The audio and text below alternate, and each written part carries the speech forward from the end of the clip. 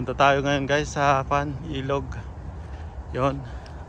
Ito yung dulo ng trail dito sa may gawin ng bandang north ng Mackenzie Trail. Kung gusto nyong mag-kayaking, pwede kayo dito bababa. Yan. May mga snow pa.